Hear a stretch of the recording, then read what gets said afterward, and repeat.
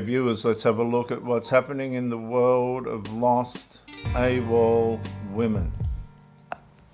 I just got back from a first date with a guy I met online, and I swore off online dating like a year ago, but I just had this feeling I should try again, and it wasn't bad. It was actually... Okay, so she's gone back on the online dating, guys, because there's no other way of meeting people these days. If you go out to the pubs and clubs and things, it's just going to be a mess of drunkenness and demonized people usually. So she's gone back to the predatory dating sites, and let's see what's happened. Actually, like, I matched with one guy. I think I'm done with the app because they're all gross. Like, he was a good match and it was a good date. I had a really nice time, great guy. He was cuter than his pictures. Okay, so she's picked a guy above probably her level. Not a bad looking bird, but don't be deceived by looks. Okay, don't be deceived by looks. You've got to go beyond the looks, viewers, and get underneath the surface. Now, they say, just a clause here, they say meeting people on the dating sites is this and that, but you could go up to someone on the street or somewhere else and say, are you spoken for? And you don't know who that person is until you get under the surface. That's where the meat in the sandwich is, under the surface. Like, I would go out with him again. I just Okay, so she said she'd go out with him again, but she probably hasn't heard from him again. Well, I don't know if it's my age or the fact that I have 3 kids, but I am just so set in my ways now. Well, that's it. She has told us the problem. If I was sitting with a woman and she said, I am just so set in my ways now, the first thing I would have done is said, right, we've got Botox lips, not interested in that. You're set in your ways, which means you're telling me indirectly that you're stubborn. Not into that. I feel like there's just like a comfort level to my life now that... Okay, you're telling me that you're lazy and you don't want to grow and develop characteristically. I feel like it would take a lot for me to change that, and I would... Okay, she's saying that it's going to be too much effort if I hook up with you. Right, listen to this, guys. It's too much. This is how the covert female narcissist warns you what you're going to be in for, but we don't listen. She's warning us. This is what... I'm lazy. I'm not going to change. You're going to have to put up with me the way that I am. And if you can't, well, you know, it's going to end up where I am now. I'll be all on my own. You'll go away frustrated. Love a partner. You know, I would love... All right, so I've met women. This is fair dinkum. I've met women, right? And you're in the bedroom and you're getting it on. The next thing you got a dog licking your leg. All right, or a dog smelling your ass. I'm just telling you from experience, right? This is the grubbery of these people. They got no boundaries at all, none.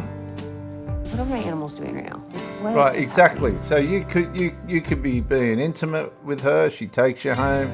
You're being intimate. You're getting it on, and next thing you've got the dogs all over the bed and goodness knows what. And she looks at you and she goes, "Well, what are my dogs doing here now?" Well, come on. I would love some companionship, you know. And then she's gone, and she is gone. See, this is...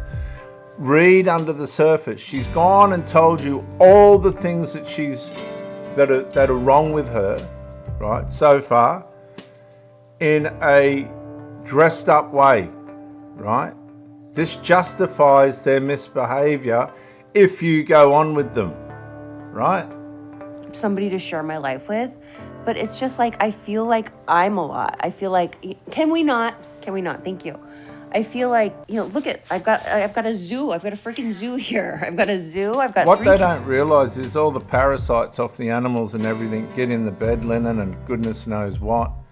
They're dirty. So she's a dirty, filthy thing in her own right. But again, this is dressed over. What she's doing is she's showing you that a lot of her emotional supply is coming through her pets, right? So if she gets a nose out of joint with you, if she decides that you don't suit her, guess what she'll do? She'll turn to the supply, the emotional supply and feelings and goodies that she gets from her pets and from her children, because I guarantee this woman's got children. Kids. I have my past. I have my ex-husband. Right, she's still got the baby daddy floating around. Look at the cheek on her face. You have to take all this into account. You have to wise up, guys. Stay away from these dysfunctional single mothers, because they're getting supply all around them, right? Dysfunctional supply, unhealthy supply, all right? But they'll take that because that's how they've developed. They've developed into these people that believe that dysfunctional supply is enough, right? Is the way that it's supposed to be. So if you come along, right, and you've done the work and your life's in order and everything, you might think, well, I can handle this. You won't handle that. She'll make sure you won't handle that. You won't handle that. You won't handle that, not one iota. No way. You'll wear out. And what she's done, you should play this again, guys. She has shown you, she has told you what you're going to be in for at the narcissistic level. She's going to devalue the relationship through these things. The children, the pets, the ex-husband, the fact that she doesn't want to change. She's going to use all that to narcissize any hope of a relationship that you will have with her, so that she can return to that once she's got her supply off you. That's why you stay away from these serial dysfunctional single mothers. Have, my dysfunctional family. I have my... Right. I've got my dysfunctional family. In other words, they're going to come in and stuff everything up, all the flying monkeys. If we get this thing going, they're going to come in and stuff everything up. I'm warning you, right? These are warnings. My story, my right, sobriety. There's the cat's just wiped its ass across her face. Nah, come on, guys. Like, I'm not a floaty 18-year-old. I'm like a full-on grown-ass adult with this like full life. But mostly... Do you think this is look, honestly, yes, she is a fully grown-up adult. This is the problem. But she hasn't got a full life. She's got a dysfunctional life. It's more of like, I don't know if I'm insecure about that.